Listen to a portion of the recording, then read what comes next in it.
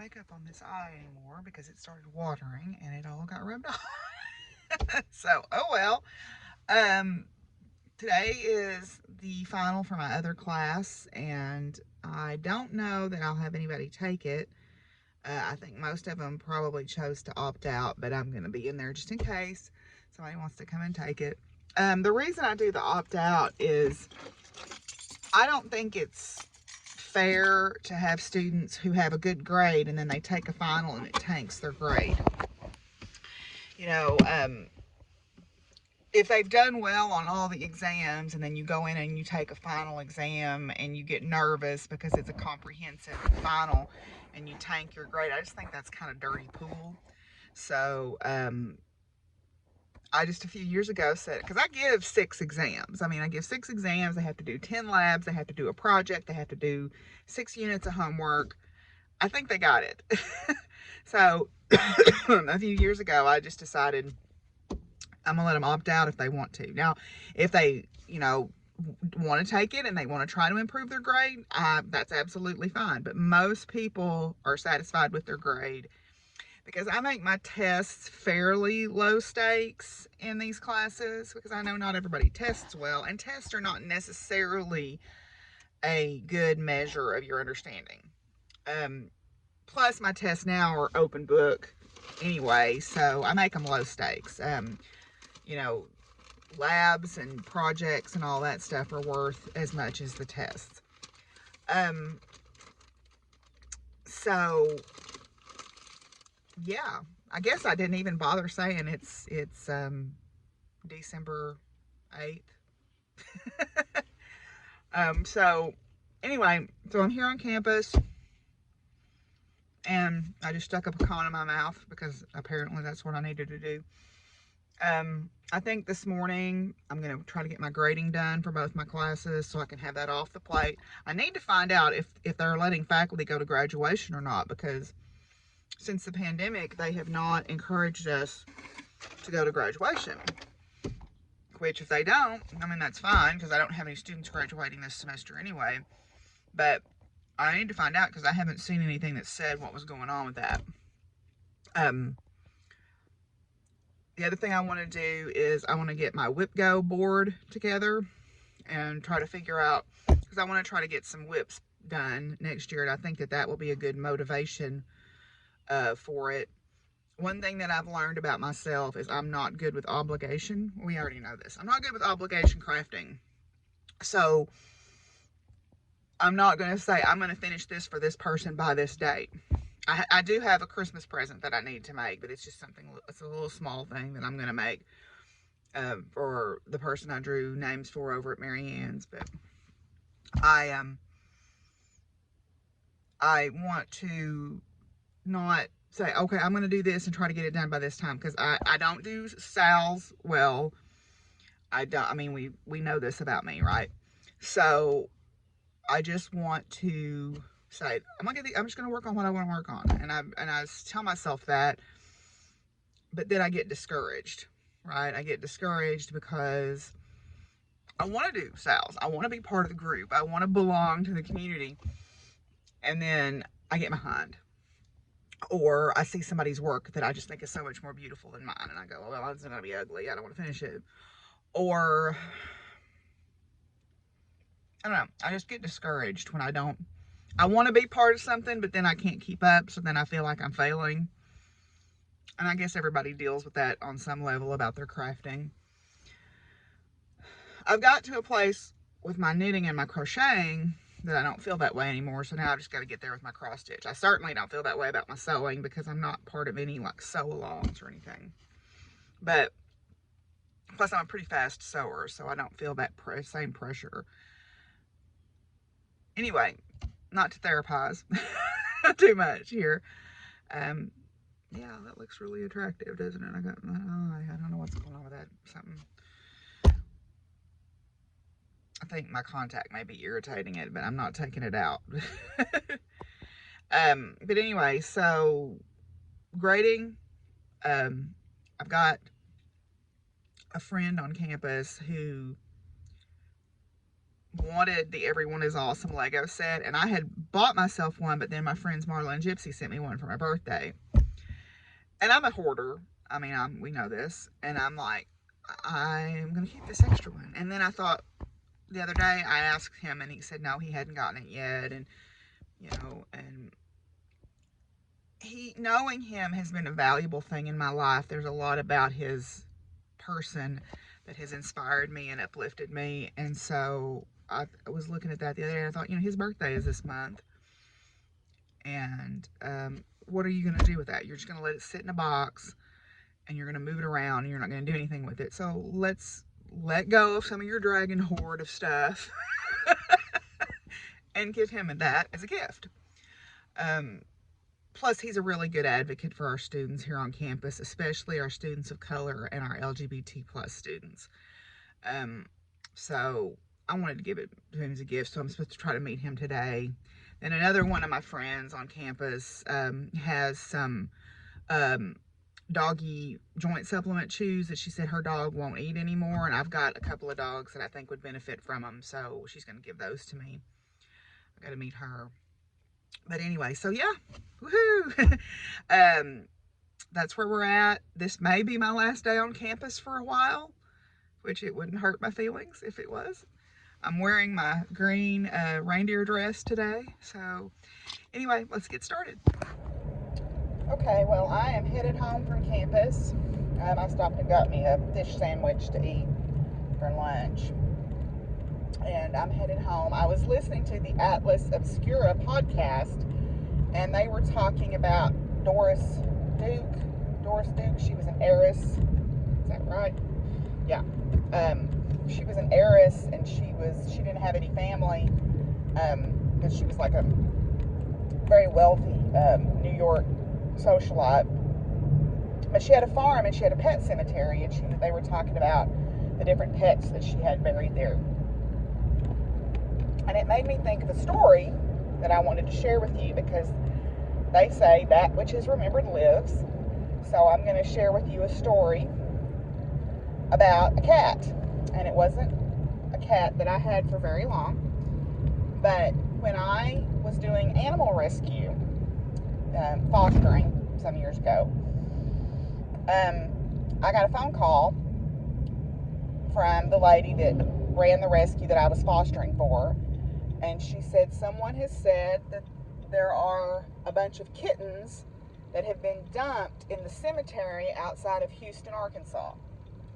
And Houston, Arkansas is just this little town, there's maybe 300 people that live there. But apparently someone had dumped some kittens there, or so they said.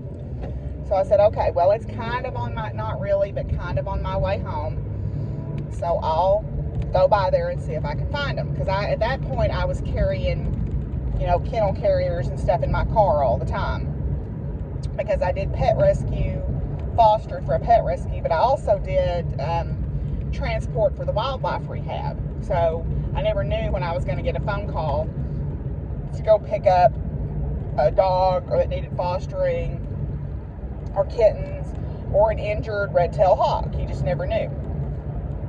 So I carried kennel carriers with me all the time.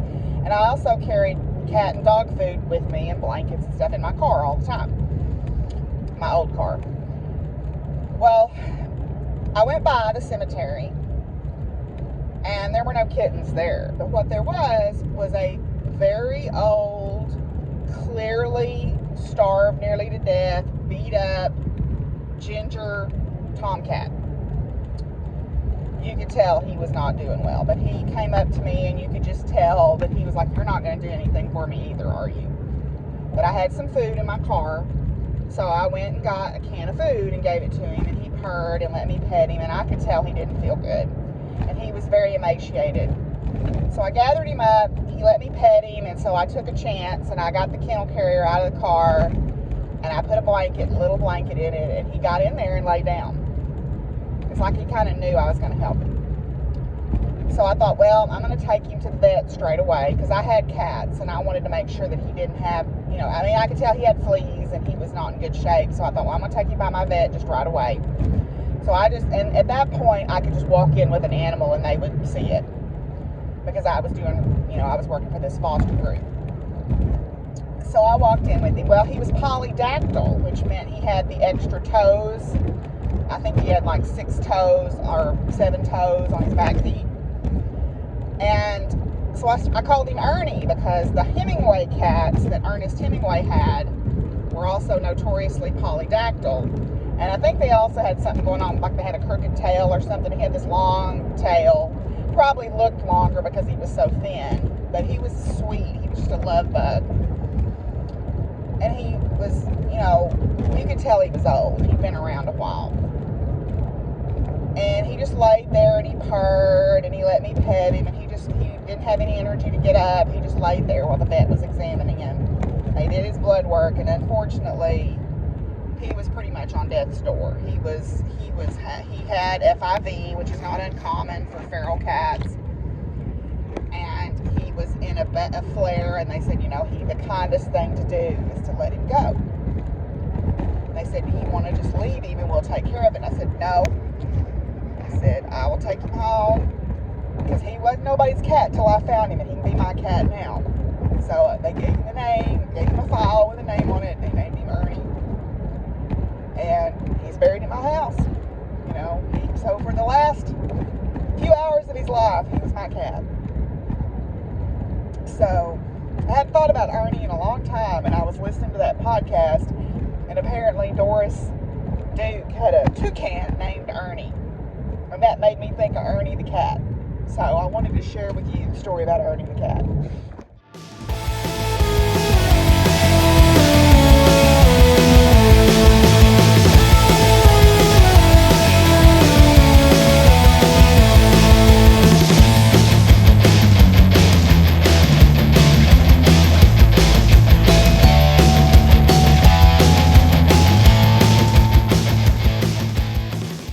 So I thought I would, since I mentioned Ernie the cat being polydactyl, I'll do a little bit of reading about what causes polydactylism.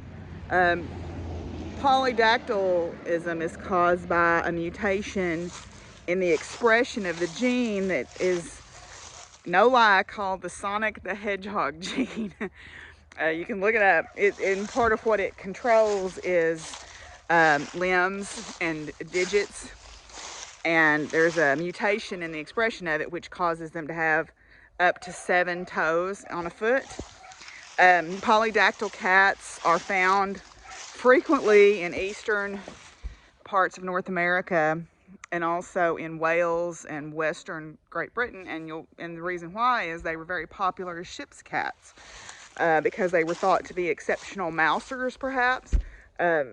And climbers, and so they were really good and effective at keeping the rodents at bay. Ernest Hemingway was given a polydactyl cat by a ship's captain. He was given a cat named Snow White, and the cat lived in his home in Key West, Florida, and after his death, the home became a museum and home to the polydactyl cats that lived there. And there's approximately 50, the latest number that I saw, there's approximately 50 cats that are descendants of the original polydactyl cats, the Hemingway cats. So polydactylism is caused by the mutation of the expression of the Sonic the Hedgehog gene. Isn't that amazing? But anyway, so I think the record is 28 toes on a cat, so that would be 7 per foot, or some combination thereof. Normally it shows up as a single extra toe, but sometimes it can be 7 toes, and they were thought to possibly be really good mousers and climbers for that reason. So they were very popular ship's cats. So they ended up on the east coast of the United States, and then in Key West, Florida, when Hemingway took them there. So polydactylism, the more you know, right? I got my Breyer Beautiful Breeds ornament. This year's horse is the Belgian. And so now I've got to keep my complete setup, right? So it's Belgians or draft horses. They're usually pretty good sized draft horses. They tend to be this sort of sorrel or chestnut color with a lighter flaxen mane and tail. So yeah, Breyer Beautiful Breeds, and they even sent me a little bracelet. I ordered it from a place called Golden Oak Stables, so they even sent me a little bracelet too, so that was pretty cool. So yay, I'll put this with my other ones, and someday I'll put my horse tree up again. Can I help you? Yeah, you're a good boy. Most of the time. Most of the time. Okay, I'm going to see if Baxter will let me record this. So my hot chocolate, I didn't do the one from yesterday. It's chai from yesterday. And then today's is sunshine and happiness. So that sounds like that might have some citrusy component to it. Baxter. So let's see. The chai has cinnamon, ginger, cardamom, clove, and nutmeg. So it tastes like chai tea. And then sunshine and happiness is turmeric, Baxter, turmeric, ginger, and ginkgo. That's kind of cool. I love the yellow color of ginkgo trees in the fall, so maybe that's where it comes from. Can I help you? You're knocking everything off. You're causing a catastrophe here. Okay, so today's stitchy box here. I don't know what it is. It doesn't feel like floss, but it feels like something hard. So we'll see what it is.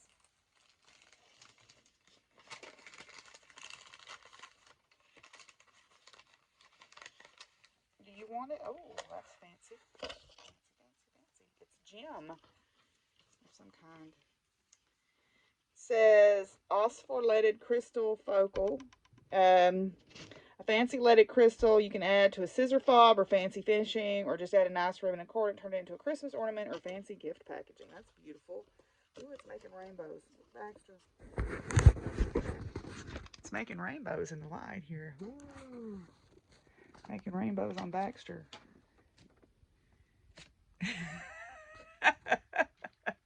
Baxter approves. Okay, so I'm going to call it quits for today, I think. Ooh, rainbows everywhere, like a disco ball.